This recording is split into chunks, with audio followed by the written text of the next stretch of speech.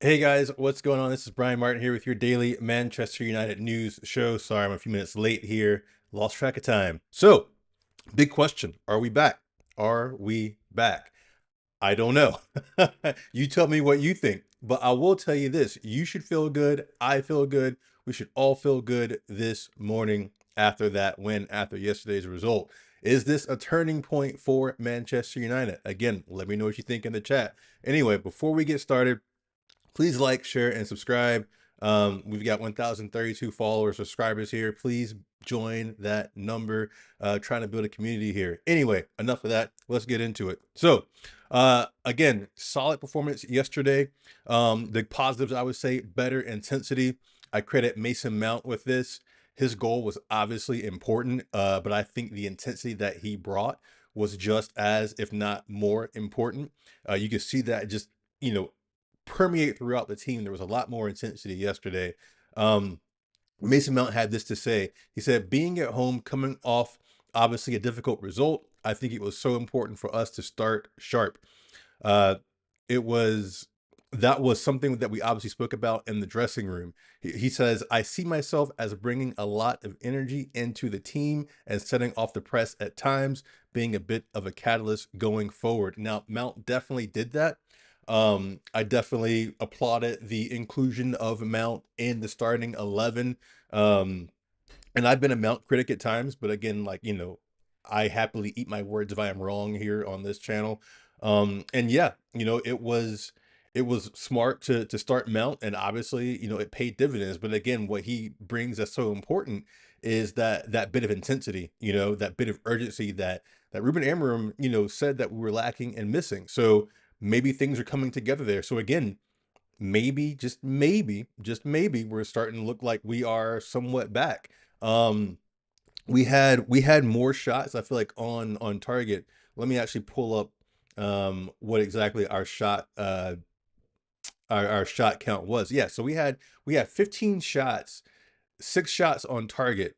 So that's pretty good. I feel like that's a bit higher than we usually get. I haven't done the math on that. I go back and look, but just the old eye test, the shots were better and they were higher quality shots. We were actually testing the goalkeeper.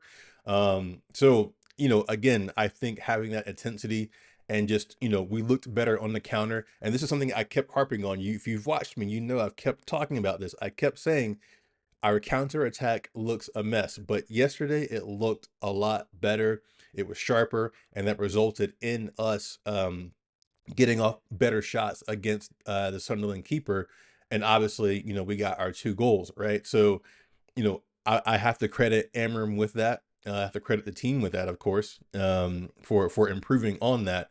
Um, One person I obviously want to highlight, he's in the thumbnail, Sonny Lamons. I mean, he had a good, comfortable debut with signs of leadership. Again, I am glad that the debut went the way it did. Um, I didn't want him facing any, like, just absolute crazy shots or any penalty kicks or anything like that, right? Like, I wanted it to be a nice, comfortable debut for him, and it was. And he was forced to make a couple good saves. He came out and collected well. Again, I liked his intensity. I like how he shouted and demanded. I like how he was confident in coming to collect, and I like how he was no nonsense at times. Right there, sometimes where you've got keepers and they're just so hell bent on playing out of the back. Like, sometimes just get rid of the ball and live to fight another day, right? And so I like that Lamens did that at times. He didn't mess about. He booted it and he's like, let's reset. And I liked how he made that decision and made it quickly and confidently and comfortably. And he's kicking with both feet too. I don't know if you noticed that or not, but he seems to be uh I don't know what the word is for. There's ambidextrous for your hands, but what's the is it ambidextrous? I don't know what the word is for being able to use both feet, but he seems like he's quite comfortable with both feet, which I like. I think that's a massive attribute to have as a goalkeeper. Um, now let me be a hypocrite for a second here, right? Despite me plastering his face all over the thumbnail and bigging him up just now, I do want to make a plea to fellow supporters and the media to please allow this man time to settle and develop. He had a good debut. He will let in shots. Any keeper does. Let's not suddenly say, oh, it's Onana 2.0 or Bayindir 2.0, right? Just because he might let in a shot or make a mistake. All keepers do. The greatest keepers ever made mistakes. Van der Sar, Schmeichel, Iker Casillas, um, you know, the list goes on. I mean, as an American, Tim Howard, right? They all made mistakes. Donnarumma is going to make mistakes. He has made mistakes. Um, Ederson, who left, right? Allison at Liverpool. I mean, I could keep going and going and going and going and going, but you get what I'm trying to say, right? He's going to make mistakes. Courtois. How can I forget his countryman, Courtois? He's going to make mistakes. They're going to make mistakes. So please, please, let's not jump all over him when it does happen, because it will happen, right? So let's allow him time to settle. Let's stay behind him, but let's get excited too, right? I mean, again, the things I just listed all seem quite promising, right? I don't recall ever seeing, Onana or even Bayindir really be that commanding and shouting in their box, right? There was a one time where Onana came out and shouted at Maguire, and I think after that it was like over, right? But um Lemon seems to be able to, back up his talk, right? Um so again, let's be patient, but let's be quietly excited. Let's put it that way. Let's be quietly excited about Lemons. Um, and obviously we know that having a good goalkeeper, right? And if you've played, you know that having a good goalkeeper just instills confidence throughout the team, right? From front to back, back to front, side to side, whatever, right? Even as a striker, as a winger, whatever, a further advanced player, when you know you've got a good keeper back there, it just gives you that bit more of confidence to go forward and attack, right? It just gives you that bit more impetus to say, okay, let me take a chance here. Let me try and get a goal here. And it might be a riskier decision, but if it doesn't pay off, I lose the ball or we lose the ball, I know I've got a good keeper who will keep the ball out of the net, right? So that gives you that extra bit of confidence to go and attack. And I think that that's something that gets overlooked at times. People will say, okay, yeah, a good goalkeeper inspires confidence in a team, but specifically on the attacking side, it really inspires that confidence. Now, all that said, the improvements that are still needed. Um, midfield, midfield. If there was ever a game that laid bare how much we needed midfield improvements, it was this game. And some of you will say, "But we won the game." Sure, but it's almost more glaring that our midfield is fairly weak in this win than it is in the losses.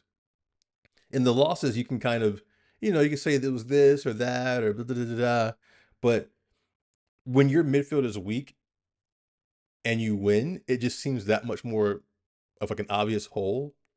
I feel like we could have probably had 5 goals had we had a stronger midfield.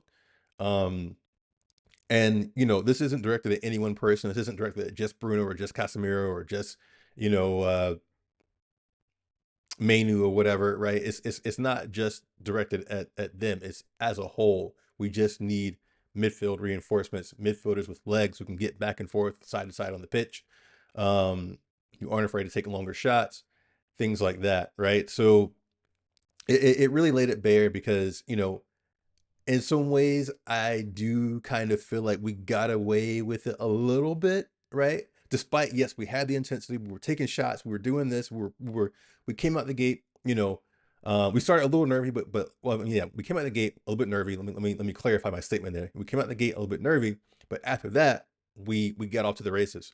Um, but it's just I still look back, I look at the midfield, and I think, okay, you know what? If this was any other team, we might be having a different conversation today. It may not be as bad of a conversation because maybe Lemons would have made some big saves and kept it respectable, or maybe we would have gotten away with a draw. But I still worry about the midfield. That's the point I'm trying to make. And I feel like it was even more glaring in this victory than it has been in any of our losses thus far. Um, Again, we all know who we're looking at. We're looking at Baleba. We're looking at Gallagher. We're looking at Wharton. There's Neves who's been touted around. So forth and so on, right? But we're not going to talk about that today. Save that for another show. So yeah, so that's one of my worries, right? And then Dalot. His long throws were great. obviously how we scored, right? One of the goals. But the rest of his play was just kind of so-so, and there were just some decisions that he made that I just, was like, yikes about. Um, you know, I think he sticks around and he's, gets to play because he is probably a good guy. He just seems like a good guy, a guy who will, follow directions as much as he can and give it his all, and is really like a team cheerleader. And I mean, and you need those guys around the squad. Don't get me wrong. Um, I just, you know, I don't know that he's United quality, right? And I know people have been saying this for a while, and they're like, "Well, Brian, why are you just now saying this?" Because I try not to go in on any one player, but like, yeah, it's we need an Ahmad level left wing back.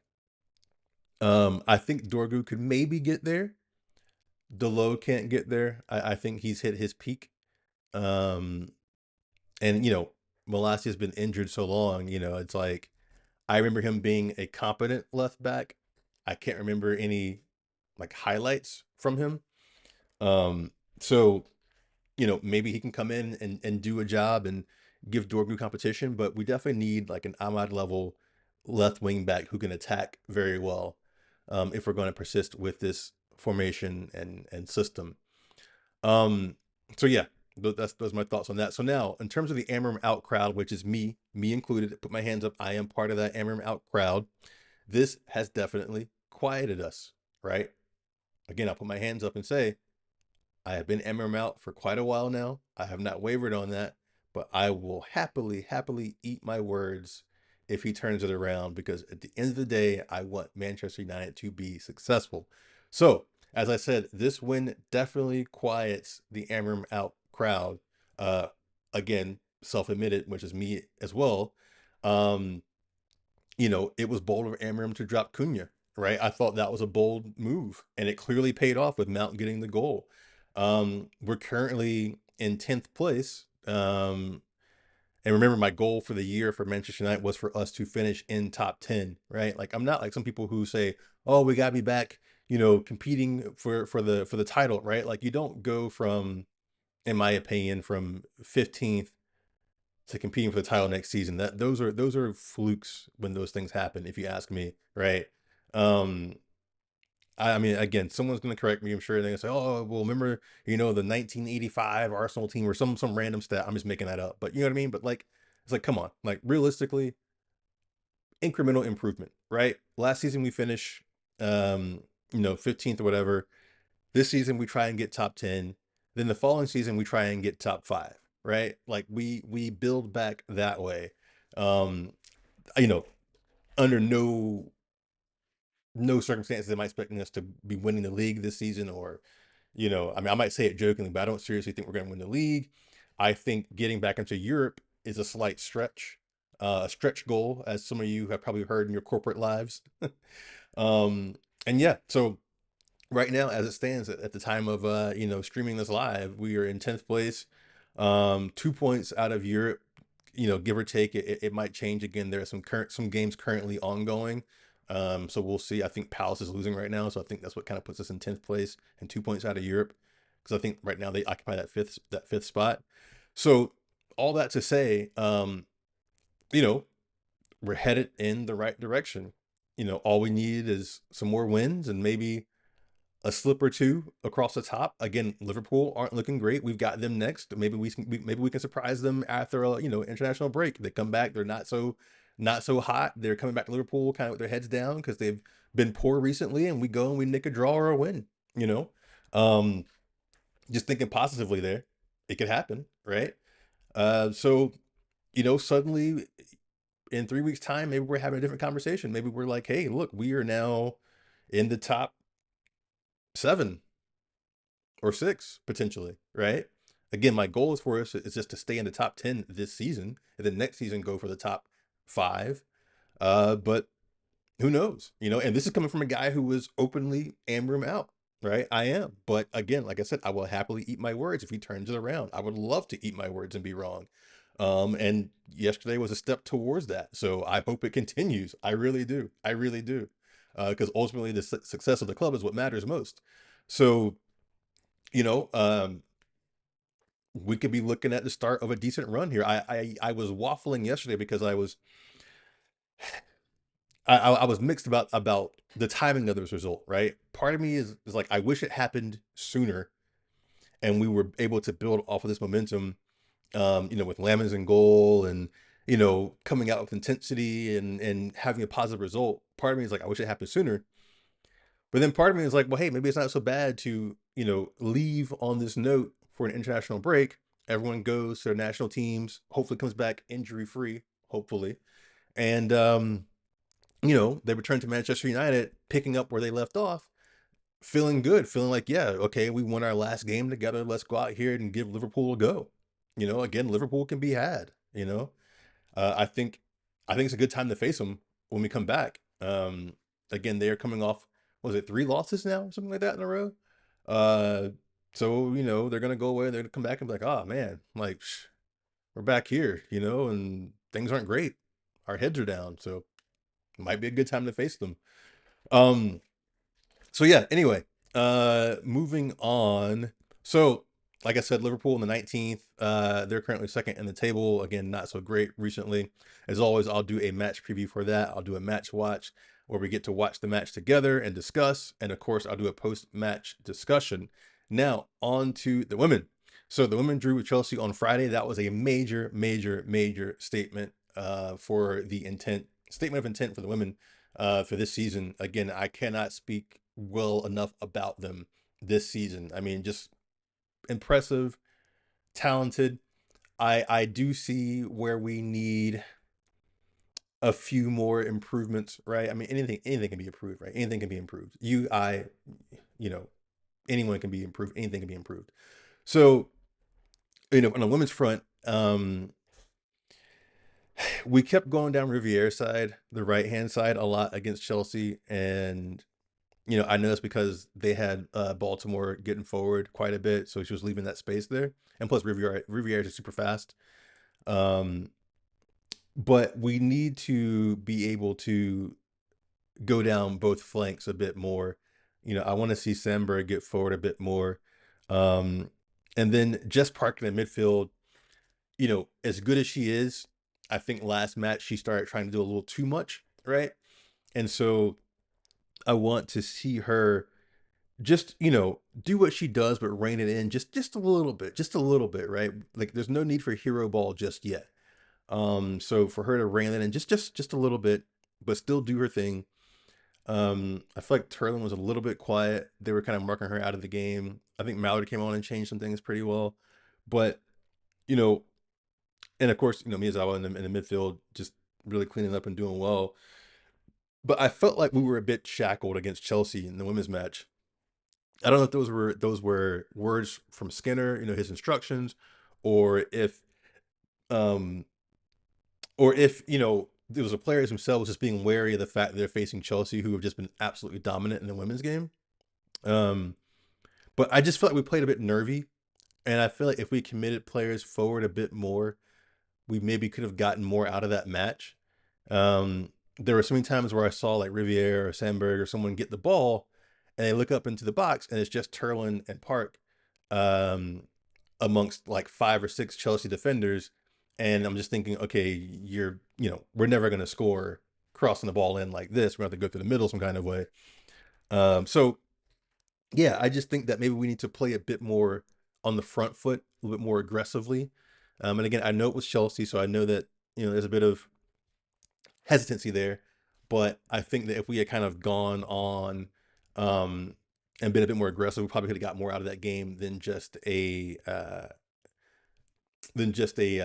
draw. But then again, I say just a draw, but again, it is Chelsea. It is Chelsea, and they are you know they're dominant. Right now for the women, we are in fourth, just 2 points out of the top of the table. Spurs, City, and Chelsea are ahead of us. Of course, as I said, Chelsea are undefeated at the top. Um, but it's only us and Chelsea who are undefeated. Everyone else has suffered a loss, right? So Chelsea, they had 4 wins, 1 draw. United, we've got 3 wins, 2 draws. So we're the only other undefeated team in the WSL. And again, just 2 points out of first place. So again, that's definitely a tight top four there between Chelsea, City, Spurs, and United. Now, next for the women is Valerenga on Wednesday. So I'm definitely going to do a match watch for that game. So please join me. You guys were amazing last time. I appreciate you joining and making it a good atmosphere. So we're going to do it again. We're going to do it again for Valerenga, and we're going to do it again after that for Everton, and again after that for Atletico Madrid. That is the plan. But Valerenga is definite. So we are going to see you there for that match. Let me just quickly check, because Valerenga, they're Norwegian. Okay, yeah, Norwegian team. Yeah. So okay. So this okay. Memory. My memory has been jogged now. Yes, because I remember it was Brian we had to get past to get into the Women's Champions League. So funnily enough, Valerenga is just behind Bran in terms of rankings. And let me just see something else too, because this looks interesting. How many games do they play in a season? They've got 10 teams in the league. Huh, okay. Well, funny enough, yeah, Valerenga is just behind Bran in the rankings in terms of the top Syrian, which is the women's Norwegian professional league, and then they they actually play Bran domestically after playing us on Wednesday. So kind of funny there, but Valerenga 22 matches played, so they're a bit deeper in their season than we are, so a bit sharper. I think that's why Brand caught us off guard in the first match with a 1-0 defeat. But Valerenga have 18 wins, 1 draw, 3 losses. They've scored 61 goals. That's quite a lot. That's quite a lot. They've scored 61 goals. That's, what is that? 3 goals a game almost? Am I doing the math right? Is that almost 3 goals a game? Yeah, that's almost 3 goals a game.